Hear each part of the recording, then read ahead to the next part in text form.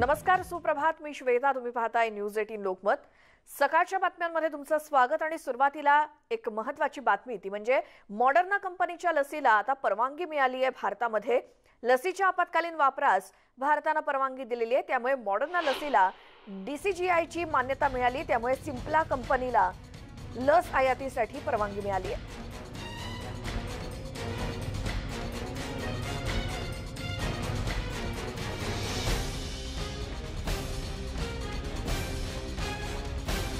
त्यामुळे भारतातल्या लसीकरणाला सुद्धा आता वेग येणार आहे.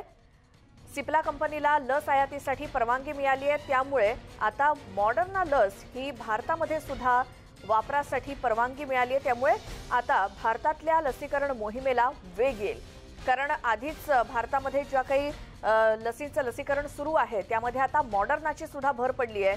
आणि मॉडर्ना लसीला DCGIनं मान्यता दिली. त्यामुळे भारतात सुद्धा आता काही दिवसांनी मॉडर्ना लस येऊन या लसीचं लसीकरण सुद्धा सुरू होईल. त्यामुळे सध्या सुरू असलेलं लसीकरण आणि त्यामध्ये भर पडलेली मॉडर्ना लसीची परवानगी आणि त्यामुळेच आता भारतामध्ये लसीकरण मोहीम ही आणखी जोरदार सुरू राहील.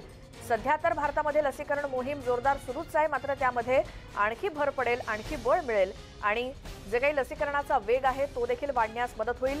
सध्या लसीचा तुटवडा आहे, त्यामुळे जिकडे तिकडे नागरिकांची इच्छा असून सुद्धा त्यांना लस मिळत नाहीये अशी परिस्थिती. मग आता मॉडर्ना लसीची भर पडल्यानंतर भारतातलं लसीकरण हे आणखी वेगानं सुरू होईल. आमचे प्रतिनिधी सुस्मिता भदाणे आपल्यासोबत आहेत फोनलाईनवरती. सुस्मिता, आता ज्या वेळेला मॉडर्ना लसीला परवानगी मिळालेलीच आहे, मात्र ती लस भारतामध्ये येऊन प्रत्यक्षात लसीकरणाला सुरुवात होईपर्यंत साधारण किती वेळ जाईल, ज्यामुळे लसीकरण आणखी वेगानं होण्यास मदत होईल? खरं तर आपल्याला माहितीये की मॉडर्ना असेल, जॉन्सन अँड जॉन्सन या कंपनीकडनं ती सुरू करण्यात आलेली होती. परंतु आता जी परवानगी मिळाली आहे ही खऱ्या अर्थानं एक महत्त्वाची मुद्दा म्हणावा लागेल. कारण भारतामध्ये सुद्धा या लसीचे ट्रायल सुरू असल्याचं सगळ्यात पहिल्यांदा काही महिन्यांपूर्वी समोर आलेलं होतं. आणि वेस्टर्न कंट्रीज ज्या आहेत तिथे सुद्धा मॉडर्नाचा वापर हा सगळ्यात जास्त होत होता. फायझर, स्पुटनिक व्ही अशा अनेक लसी आज बाजारामध्ये आहे. आणि या लसीचा एकूणच आपण जर फीचर्स बघितले तर ही जगातल्या 4 ते 5 ज्या महत्वाच्या लसी आहेत की ज्यांच्यामधनं 90 ते 93% पर्यंतचं आपल्याला कोरोना व्हायरसच्या संबंधित प्रतिबंधक ज्या गुण असतात ते मिळतात. अशा अनेक बाबतीमध्ये ही लस महत्वाची ठरणार आहे. मॉडर्नाची भारतामध्ये हे मॉडर्ना कधी येणार किंवा एकूणच परराष्ट्र मंत्र्यांकडनं कशा पद्धतीने ह्या गोष्टी आयात केल्या जातील लसी हे बघणं सुद्धा महत्वाचं आहे. सध्या भारतामध्ये आपण जर बघितलं कोवॅक्सिन, कोविशिल्ड, स्पुटनिक जी रशियातनं आलेली लस आहे आणि त्याचबरोबर आता मॉडर्नाची सुद्धा त्यात भर पडलेली आहे. ही खऱ्या अर्थानं एक महत्वाची आणि म्हणजे मुंबईमध्ये असेल किंवा संपूर्ण भारताचा विचार केला तर लसीकरणाला यातनं नक्कीच वेग हा येणार आहे. मॉडर्नाचे जे शॉट्स आहेत त्याचा ड्युरेशन आणि कोवॅक्सिन आणि कोविशिल्डचे ड्युरेशन हे बऱ्यापैकी सारखं असल्यामुळे लसीकरणामध्ये फारसा फरक जाणवणार नाही. परंतु याचे जे 2 डोस आहेत ते वेगवेगळे आहेत. त्यामुळे एकूणच आरोग्य यंत्रणांना सुद्धा त्यासाठीची तयारी करणं तितकंच गरजेचं असणार आहे. मॉडर्नाची लसीकरण मोहिमेमध्ये नक्कीच भारताला एक मोठी मदत होऊ शकणार आहे. आता कदाचित येत्या काळामध्ये आपल्याला स्पुटनिक सोबत मॉडर्ना सुद्धा नागरिकांना घेता येऊ शकेल. श्वेता. बरोबर सुस्मिता, धन्यवाद तुम्ही दिलेल्या माहितीसाठी. तर त्यामुळे भारतामध्ये आता आणखी मॉडर्ना लसीची देखील भर पडणार आहे, ज्यामुळे भारतातलं लसीकरण आणखी वेगानं होईल. पुढची बातमी, कोरोनाची 3री लाट आल्यास त्यावरती मुंबई महानगरपालिकेनं तयारी पूर्ण केली असल्याचं महापौर किशोरी पेडणेकर यांनी म्हटलंय. मुंबई महापालिकेनं 3ऱ्या लाटेसंबंधी रुग्णालयं तयार असून बेड्स, ऑक्सिजनची सुविधा तसंच लहान मुलांसाठी वेगळी व्यवस्था केलेली आहे. मुंबईकर सुद्धा जागरूक असून कोरोनाचे नियम पाळतायत, असं रस्त्यावरून जाताना त्या मुंबईकर नियम पाळत असल्याचं महापौर किशोरी पेडणेकर यांनी म्हटलं.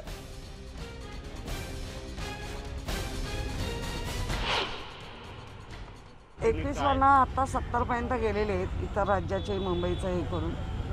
त्याच्यामध्ये बरे पण झालेले आहे. आणि 3ऱ्या लाटेची तयारी आपण ऑलरेडी केलेली आहे. 3ऱ्या लाटेमध्ये आपण हॉस्पिटल्स उभारलेले आहेत, लहान मुलांची हॉस्पिटल्स केलेली आहेत, ICU बेड केलेले आहेत, विलगीकरण बेड केलेले आहेत, ऑक्सिजन बेड केलेले आहेत. त्यामुळे बऱ्यापैकी महानगरपालिकेची तयारी आहे. आता मुंबईकरांसाठी महत्त्वाची बातमी आहे. अर्थात देशासह राज्यामध्ये कोरोनाच्या दुसऱ्या लाटेचा प्रादुर्भाव काहीसा कमी होत चाललाय आणि त्याआधीच तिसऱ्या लाटेचा धोका वैद्यकीय तज्ज्ञांनी व्यक्त केला. पण कोरोनाच्या तिसऱ्या लाटेचा धोका हा दुसऱ्या लाटेच्या तुलनेमध्ये कमी असेल, कारण साधारण 80% मुंबईकर हे कोरोनाच्या संपर्कात येऊन गेले असल्याची शक्यता टाटा मूलभूत संशोधन संस्था अर्थात TIFRच्या शास्त्रज्ञांनी व्यक्त केली आहे. त्यामुळे मुंबईकरांना कोरोनाच्या तिसऱ्या लाटेचा प्रभाव कमी असेल असा अंदाज शास्त्रज्ञांनी व्यक्त केलाय. मात्र या अभ्यासात दुसऱ्यांदा कोरोना झालेल्या रुग्णांचा विचार करण्यात आलेला नाही. त्यामुळे तिसऱ्या लाटेत पुन्हा कोरोना होणं हा धोका असल्याचं देखील त्यांनी म्हटलंय. मुंबई महानगरपालिकेने लहान मुलांसाठी म्हणजे 0 ते 18 वयोगटातील मुलांसाठी काही विशिष्ट वयोगटामध्ये सिरो सर्व्हिलन्स केलेला आहे आणि ज्यामध्ये 50%पेक्षा जास्त म्हणजे 51%, कुठे 52-54% अशा स्वरूपाने अँटीबॉडीज आढळलेल्या आहेत.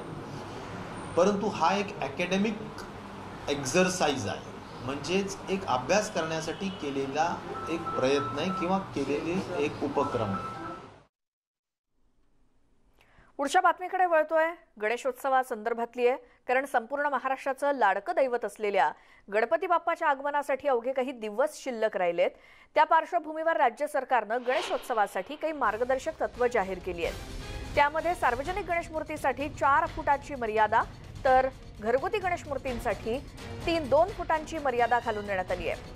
मात्र गणेश मूर्तिकार आणि मंडळांनी यंदा गणेश मूर्तीच्या उंचीवरती बंधनं नकोत अशी भूमिका घेतल्यामुळे राज्य सरकारच्या या निर्णयाचे काय पडसाद उमटतात याकडे सर्वांच्या नजरा आहेत.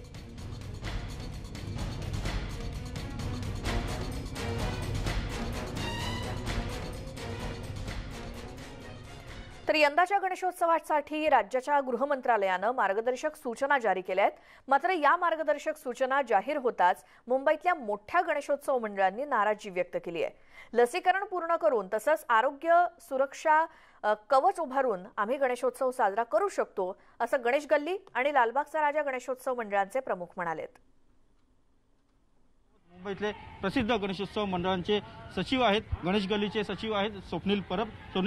गृह विभागाने मार्गदर्शक सूचना जाहीर केलेल्या आहेत. या सूचनांवर तुमची काय प्रतिक्रिया आहे? गृह विभागाच्या ज्या मार्गदर्शक सूचना आहेत त्या आत्ताच आमच्या हाती आलेल्या आहेत आणि त्यावर खरं तर अधिकृतरित्या ज्या बोलण्यासाठी नुकतीच एक अर्जंट मीटिंग आम्ही कॉल केलेली आहे संध्याकाळी. परंतु एक गणेश भक्त आणि उत्सव मंडळाचा सचिव म्हणून जर सांगायचं झालं तर अतिशय या ज्या सूचना दिलेल्या त्या जाचक आहेत आणि कोणताही समन्वय या सूचनामध्ये या मार्गदर्शक सूचनामध्ये नव्हता. ना समन्वय समितीला गृह विभागाने बोलवलं होतं ना उत्सव मंडळाच्या पदाधिकाऱ्यांना बोलवलं होतं. ह्या सूचना लादलेल्या आहेत अक्षरशः आहेत त्या आणि त्या आम्हाला कधीच मान्य नसणार. परंतु आमची जी काही सभा आहे ती सभा झाल्याच्या नंतर यावर अधिकृतरित्या आम्ही बोलूच. पण जाता जाता आम्हाला एवढंच सांगावंसं वाटतं की या सूचनांबद्दल सन्माननीय मुख्यमंत्र्यांनी फेरविचार करावा. जर IPL होऊ शकते तर आम्ही गणेशोत्सव मंडळ जवळजवळ 95% आतापर्यंतचं लसीकरण आम्ही पूर्ण केलेलं आहे आणि गणेशोत्सवाच्या दृष्टिकोनातूनच ही तयारी आम्ही करत आलेलो आहोत. जे काही करायचं आहे ते दरवर्षी गेल्या वर्षीचा जो काही उत्सव झालेला होता निर्बंधामध्ये झालेला होता तर त्याच्यामध्ये काही सूचना काही जे काही मार्गदर्शन मिळायचं होतं त्याची कुणगाट बांधूनच आम्ही यावर्षी आमच्या काही सूचना असतील विनंती असतील त्या सरकार दरबारी मांडणार होतो. पण अचानकरित्या आलेला हा जो काय निर्णय आहे त्याच्याबद्दल आमच्या मनात खूपच संताप आणि नाराजी व्यक्त झालेली आहे. नाराजी व्यक्त आपण बघतो की मुंबईतले सार्वजनिक गणेशोत्सव मंडळ नाराजी व्यक्त करतात. या ज्या काही मार्गदर्शक सूचना जाहीर केलेल्या आहेत त्याचा फेरविचार राज्य सरकारने करावा, विशेषतः मुख्यमंत्र्यांनी करावा अशी मागणी सार्वजनिक गणेशोत्सव मंडळांनी केलेली आहे. व्हिडिओ जर्नलिस्ट राकेश भोसलेसह उदय जाधव, न्यूज 18 लोकमत, मुंबई. आपल्यासोबत लालबागचा राजा गणेशोत्सव मंडळाचे मानद सचिव आहेत सुधीर साळवी. सुधीरजी, काय सांगाल ह्या मार्गदर्शक सूचनांसंदर्भात तुमची काय प्रतिक्रिया आहे? आता नुकतीच ही मार्गदर्शक तत्व आमच्या हाती आली परिपत्रकाच्या माध्यमातून आणि मागील वर्षीची जी मार्गदर्शक तत्व आहेत पण मागील वर्षी मुंबईच्या पोलीस आयुक्तांनी या उत्सव मंडळांची बैठक देखील बोलवली होती, सर्वांना विश्वासात घेतलं होतं आणि त्यानंतर मग ती मार्गदर्शक तत्व आली होती. अचानकपणे मार्गदर्शक तत्व जी आता जाहीर झालेली आहेत परिपत्रक ही सार्वजनिक गणेशोत्सव मंडळाची थट्टा आहे या गणेशोत्सवाची आणि अशा पद्धतीने मार्गदर्शक तत्व जारी करू नयेत आणि हे पत्र तातडीने मागे घ्यायला पाहिजे अशी आमची भावना आहे, तीव्र भावना आहे. तुम्ही या संदर्भात मुख्यमंत्र्यांकडे काय मागणी करताय? नक्कीच या संदर्भामध्ये मंडळांच्या माध्यमातून, गणेशोत्सव समन्वय समितीच्या माध्यमातून आम्ही सन्मान्य मुख्यमंत्र्यांची भेट देखील घेऊ. यावर्षी देखील कोविडचं संकट आहे, तर त्याचा कसा मुकाबला करणार आणि गणेशोत्सव मंडळ नेमकी काय तयारी करून आहे जेणेकरून आरोग्याच्या दृष्टिकोनातून हा उत्सव एक सुरक्षित कसा साजरा करता येईल? जगभरात त्याचप्रमाणे हिंदुस्थानात, महाराष्ट्रात, प्रामुख्याने मुंबईत आलेले जे संकट आहे त्याच्यावरती गणेशोत्सवाच्या संवेदना देखील आहेत. मागील वर्षी देखील सर्वच गणेशोत्सव मंडळांनी संवेदना जपून या उत्सवाच्या बाबतीमध्ये कोरोनाच्या प्रतिकूल परिस्थितीमध्ये देखील संपूर्णपणे मदत केलेली आहे. त्या पद्धतीने आता देखील गणेशोत्सव मंडळं पूर्णपणे संवेदनाक्षम आहेत आणि त्या पद्धतीचा निर्णय होईल. शासनाकडून देखील अनेक गोष्टीमध्ये म्हणजे एका वर्षानंतर कोरोनाच्या बाबतीमध्ये खूपशा सुधारणा झालेल्या आहेत. वॅक्सिनेशन सुरू आहे मोठ्या प्रमाणामध्ये आणि खूप प्रमाणामध्ये बदल झाले आहेत. त्या धर्तीवरती गणेशोत्सव पार पाडायला पाहिजे अशी आमची भावना. व्हिडिओ जर्नलिस्ट राकेश भोसलेसह उदय जाधव, न्यूज 18 लोकमत, मुंबई. तर मुंबईतल्याच काय पुण्यातल्या गणेश मंडळांना सुद्धा काय वाटतं या नियमावली संदर्भात पाहूयात आमच्या प्रतिनिधींनी गणेश मंडळांशी केलेली बातचीत. आपल्यासोबत सगळ्या मंडळाचे अध्यक्ष म्हणजे पाच जे पुण्यातले मानाचे गणपती आहेत त्या सगळ्या मंडळांचे अध्यक्ष आहेत. ह्या सगळ्यांचं नेमकं या नवीन नियमावलीवर धरून नेमकं काय बाजू आहे, काय म्हणणं आहे, आपण त्यांना सुरुवात करूया. ऑब्व्हियसली पहिले कसब्याचे मानाचे पहिल्या गणपतीचे अध्यक्ष शेटे साहेब, मला सांगा पहिली रिॲक्शन. नियमावली जाहीर केली. साधारणपणे हे सगळे नियम जे मागच्या वर्षीचे होते तेच आहेत. फक्त याच्यात एकच गोष्ट अशी वाटते की नियमावली ज्यावेळेला ते जाहीर करतात तर त्यावेळेला प्रशासनाने ऑनलाईन पद्धतीने जर गणेश मंडळांशी चर्चा केली असती तर नियम अतिशय आणखीन चांगल्या पद्धतीने सूक्ष्म लेवलवर आपल्याला करता आले असते. आमचं असं म्हणणं आहे की मागच्या वर्षीच्या मांडवांना परवानग्यांसाठी खूप तो त्रास झाला. तो यावर्षी शासनाने जे परवानगी घ्यावी असं दिलेलं ते आज स्वागत आहे त्यांचं आम्हाला. आणि जो उत्सव आम्ही मागच्या पद्धतीने जो साजरा केला तसं यावर्षी करायला परवानगी मिळावी ही विनंती. गेल्या वर्षी जो नियम होते तोच शासनाचे यंदाच्या वर्षी नियम आहे. फक्त नियम असाच आहे की सत्कार मूर्ती आणि विसर्जन मूर्ती. पुणे शहरामध्ये विसर्जन हे 90% प्रत्येक मंडळाची 1 ते 1.5 फुटीची मूर्ती असते विसर्जनाची. तर ती पूजेची मूर्ती असते आणि आमची उत्सव मूर्ती 6 फुटी आहे. तर ती उत्सव मूर्ती आम्ही विसर्जन करत नाही. पुणे शहरासाठी हा नियम लागू करू नये असं आमचं गेल्या वर्षी म्हणणं होतं. महाराष्ट्राचे मुख्यमंत्री उद्धवजी ठाकरे, पालकमंत्री अजितदादा पवार यांच्याशी आम्ही ज्यावेळेस आमची चर्चा झाली त्यावेळेस आमची भूमिका मांडली होती. त्यांनाही ती आमची भूमिका त्यावेळेस मान्य झाली की पुणे शहरामध्ये विसर्जन मिरवणूक नसते आणि म्हणजे विसर्जनाच्या मूर्तीचा प्रश्न उंचीचा नियम तुम्हाला शिथिल करावा अशी तुमची म्हणणे. सर्वप्रथम आम्ही पुण्याचा किंवा महाराष्ट्राचा गणेशोत्सव साजरा करण्याला शासनाने विविध अटी आणि शर्ती घालून परवानगी दिली. याबद्दल शासनाचं आम्ही अभिनंदन करतो, स्वागत करतो. आणि हा उत्सव आपण अत्यंत साधेपणाने आणि समाजभान राखून साजरा करू. जे काही मागच्या वर्षी ज्या अडचणी आल्या त्याचे अधिकार जर स्थानिक प्रशासनाला आणि लोकप्रतिनिधींना जर दिले शासनाने तर खूप समन्वयातनं अत्यंत चांगला शांततेत गणरायांचा उत्सव होऊ शकतो असा आम्हाला विश्वास वाटतो. व्हिडिओ जर्नलिस्ट सचिन हंचाटेसह चंद्रकांत फुंदे, न्यूज 18 लोकमत, पुणे. पुढची बातमी आहे ती म्हणजे कोरोना आणि गर्भधारणा यावरती. त्याआधी आपण पाहूयात गर्भधारणा झालेल्यासाठी किंवा झालेल्या महिलांसाठी कुणी आणि कसं काय संशोधन केलंय या खास रिपोर्टमधून.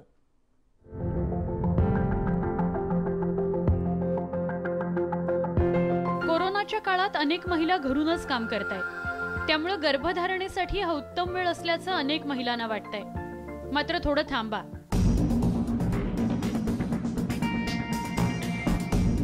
कोरोनाचा काळ गर्भधारणेसाठी परीक्षेचा असल्याचं एका संशोधनातून समोर आलंय.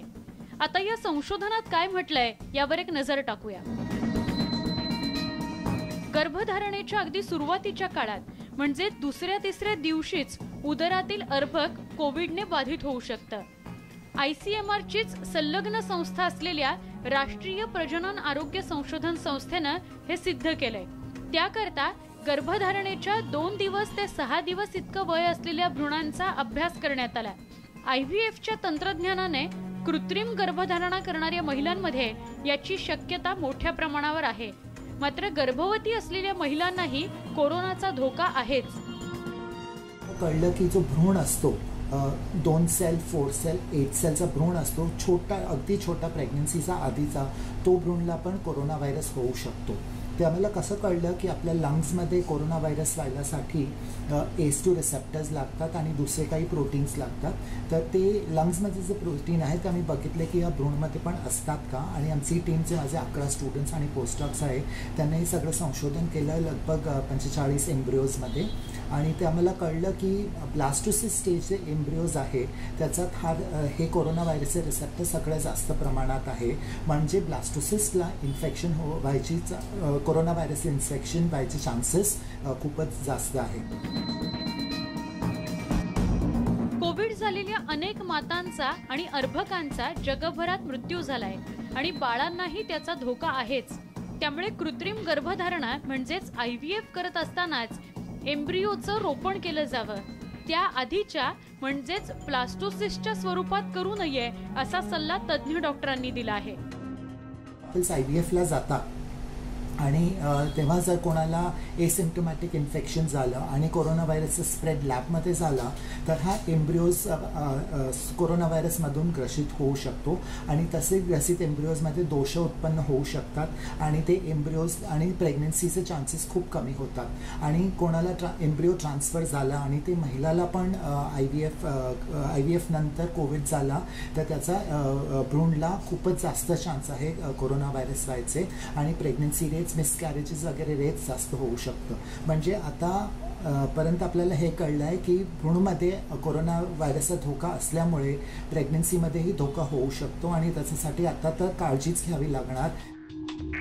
एखादी महिला कोरोना बाधित नसेल पण IVF द्वारे गर्भधारणा झालेलं भ्रूण जर कोविड बाधित असेल तर त्याचा मातांनाही धोका होऊ शकतो.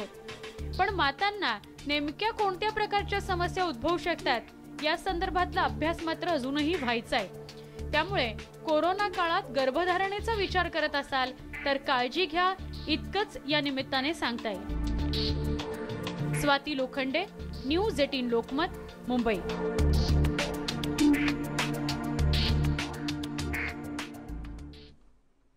कोरोनामुळे ज्या विद्यार्थ्यांच्या पालकांचा मृत्यू झालाय त्या विद्यार्थ्यांच्या पदवी शिक्षणाचा शुल्क खर्च माफ करण्याचा निर्णय घेण्यात आलाय अशी माहिती उच्च आणि तंत्रशिक्षण मंत्री उदय सामंत यांनी दिली.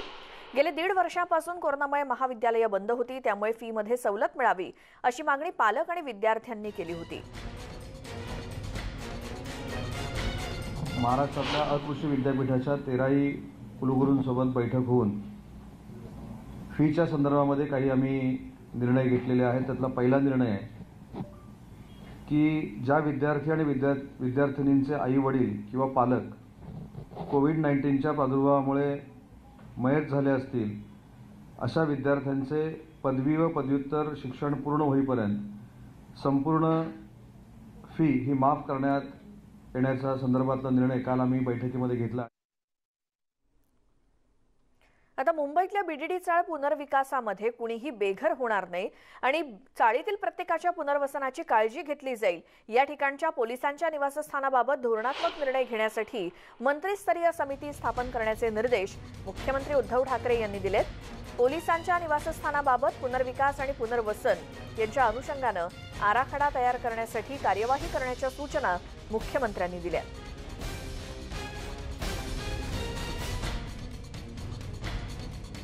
एक तर तो BDD चाळीचा महत्त्वाचा विषय होता की जे विरोध करणारे होते त्यांना सगळ्यांना एकत्र करून आता सगळ्यांनी पुढे जायचं ठरवलं आहे. त्याच्यात एक पोलिसांचा मुद्दा आहे. त्या पोलिसांच्या मुद्द्यावरती काय करायचं हे ह्याच्यावरती चर्चा झाली.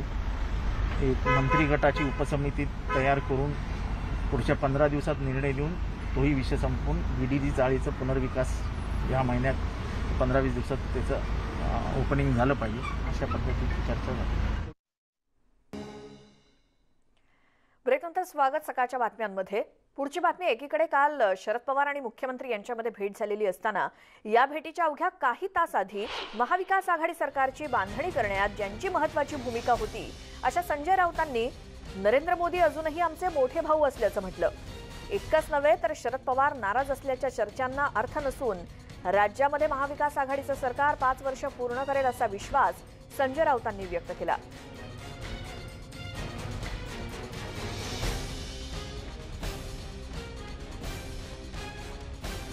अनेकदा राजकीय मार्ग भिन्न झाले असतात तरी व्यक्तिगत संबंध आणि व्यक्तिगत नाती कायम असतात.